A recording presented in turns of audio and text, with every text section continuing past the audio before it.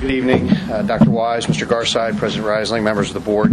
Each year I have the privilege of reporting to you about the success of our opening of schools week. I'm happy to report that, as it has been for many years, the opening of schools went extremely smoothly this year.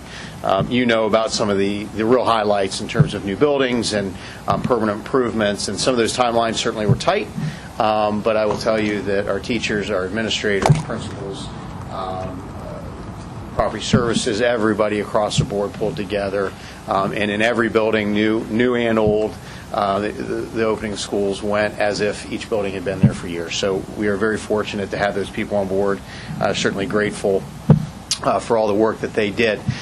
So that won't be the focus, though, of my presentation, since we all saw each other for about 6 consecutive nights 1 week recently. I know that you're aware of all the new buildings and things like that. So I'm just going to report out on some of the other things that were going on in August and as we open school, just to give you a complete picture of just how well things have gone, how exciting it is to get school up and running.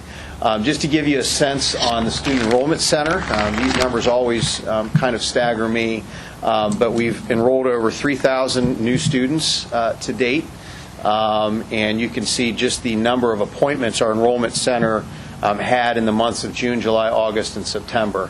Don't have final enrollment numbers for you at this point, but just looking back historically, you can see in 2010-11 we were at 19,894. Last year we were just over 20,000, and we anticipate we will be above that again this year. But the Enrollment Center was extremely busy. Those ladies do an incredible job of processing a huge number of families, especially in the months of August and September, and did a fantastic job again this year.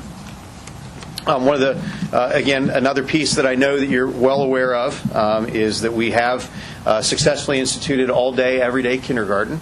The enrollment, as we predicted, if we open it, they would come, and they have come at the level or slightly higher than we projected.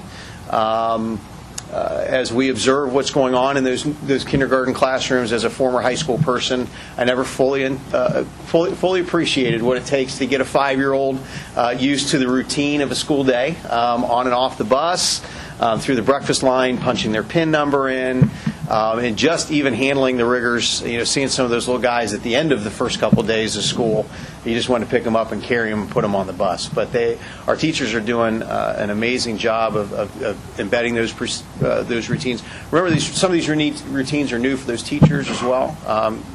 In the fact that we've not had all day, everyday kindergarten, so they're adjusting some of those things as well. The kindergarten center is up and running very effectively. Those teachers have done also a fantastic job. Remember, we're shuttling those students from their home schools to the kindergarten center, what used to be East Franklin, and then shuttling back to their home schools at the end of the day. Again, those teachers in embedding those routines and teaching those routines are doing a great job. On the first couple days, Brian Bowser and I watched some of those teachers helping the little guys and girls get on the bus, on the shuttle bus, jump in their own cars, race to the home school to beat the bus, help them get off the bus and on their bus to get home. So they've done just a fantastic job and gone above and beyond the call for us and getting that open successfully. And probably the other piece is that all the materials that we ordered for the new sections and the furniture did come in July and August and were in place for day one, so we were very excited about that. The other big piece that we've been talking about is Accelerated Learning Center, our partnership with Columbus State. We opened right now with about 65 students in 3 programs, math, liberal arts, and software development. Happy to say that all the college textbooks made it here on time and were distributed. It's probably a good time to remind everybody that Columbus State is actually providing all of those texts, all of those materials that are needed for these courses at no cost to districts for at least this first year. So they've been a fantastic partner in this, and we really appreciate the amount of work that they've put in making this a successful venture for us. The students there are using Chromebooks every day. Much of the Columbus State curriculum and coursework is on their platform called Blackboard, and our students have had no issues in accessing that platform. They are Columbus State students, and they're accessing that platform and interacting with their professors and with the institution as a Columbus State student, so that's very exciting. And again, the shuttles and transportation for those students is working exactly as we had laid it out. So we certainly put a lot on Tim Cox and his department this summer to really do some special things for our students. Keeping in mind that 65 students, this is just year one of what is to be a 2-year program. So we would anticipate that next year in this report that we would be at least double that number of students taking advantage of that program at Columbus State. You know about all the new buildings, but our technology department has been busy with lots of projects of their own, upgrading infrastructure in the intermediates, replacing teacher PCs at the middle schools, and about 70 other of our oldest devices throughout the district have been replaced. We upgraded all of our wireless access, put technology in the portables at Buckeye Woods, installed new phones at Norton, PV, and Westland High School at approximately 60 per building, replaced all the Identikit computers when parents come to pick up kids, the computers that print those name tags, swapped out about 1,500 LearnPads with Chromebooks, implemented a new technology fix system that make that department even more efficient at replacing break-fix situations with our technology, and then obviously removed lots of technology at Franklin Heights in our Phase 2 buildings and installed all of the new technology. Speaking of devices, just to give you a picture of where we are, just in Chromebooks this summer, I won't do all that math for you, but you can see that over 1,500 Chromebooks were put in the Phase 2 elementary, about 960 new Chromebooks at the intermediates, 1,600 Chromebooks at the middle schools, and over 2,000 Chromebooks at the high school. Some of that, a certain number, about 800 of those Chromebooks came from the grant that Dr. Shuey was successful in securing last year. So deployed an awful lot of new technology into the buildings, and the great news is that we've been able to train teachers, and we are seeing it being used on a daily basis, like I said, even at the Accelerated Learning Center. Food services, busy as usual. Beth had her annual PD meeting with all her head cooks and lead cooks, just going over regulations and requirements, and then continuing with the theme of leadership that she started with them last year. And that will continue throughout the 15-16 school year.